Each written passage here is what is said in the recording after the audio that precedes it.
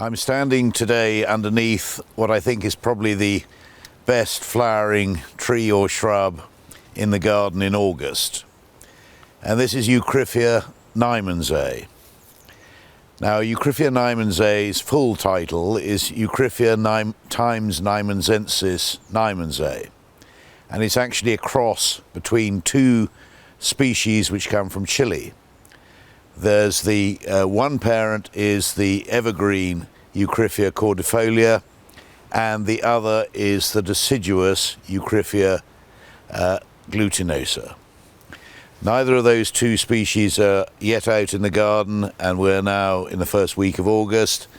But just look at this extraordinary evergreen tree. Literally, the flower, the branches and twigs are weighed down with the sheer volume and weight of the flowers. By no means all of them are out yet, but those that are covering every tip of and every twig of this enormous plant. And if we look up through the plant, you're genuinely looking 50 feet high and flowers right the way to the top. And this is a multi-stemmed tree which has probably been here for at least 50 years. It's called Nymansay after the garden at Nymans where this cross was first discovered by Mr. Coomber, who was the head gardener at Nymans Gardens in Sussex, and this was first found in about 1915. It's gone on to become easily the most popular form of Eucryphia, and one which is completely hardy, although it doesn't really like being grown on alkaline soils.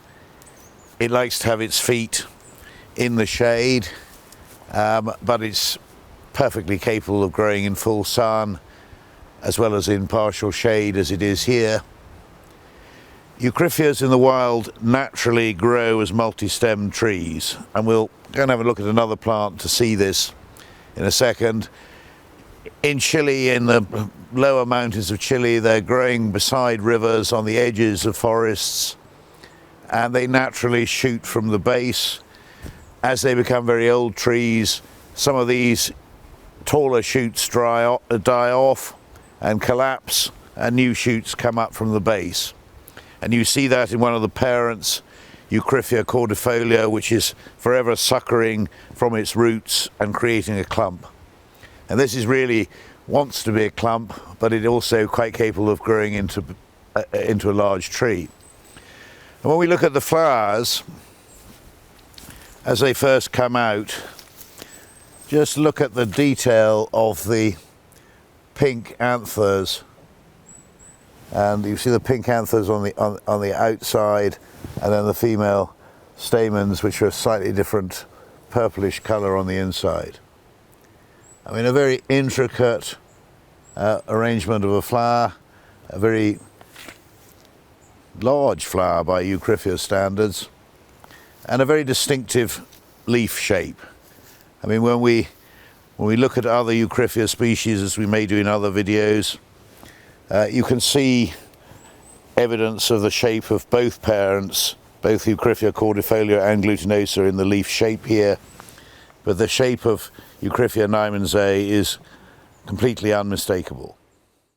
So here is another plant of Eucryphia nymansensis Nymansay, and this is a plant that was completely blown to the ground in the 1990 hurricane, and what we did was chopped off all the branches at about 3 foot high, and managed to right the stem, what was left of it, with half the roots were out of the ground, reburied the rest of the roots, and allowed the plant to reshoot. So this is what's happened in 30 years, or a bit more than 30 years since the time of the hurricane. And you can see how this has become a multi-stemmed tree very readily and very quickly.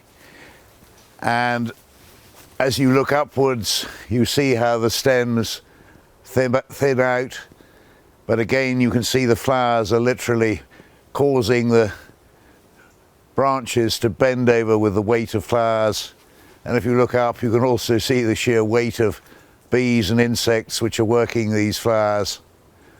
Ordinary bees, honeybees, bumblebees, wasps. And what a sight it is, looking up into a tree of this size and scale.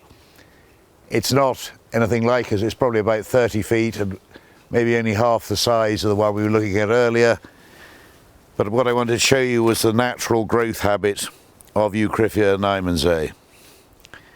A very special plant, which is very easy to grow and which is easily at Burncoos Nursery's most popular selling Eucryphia.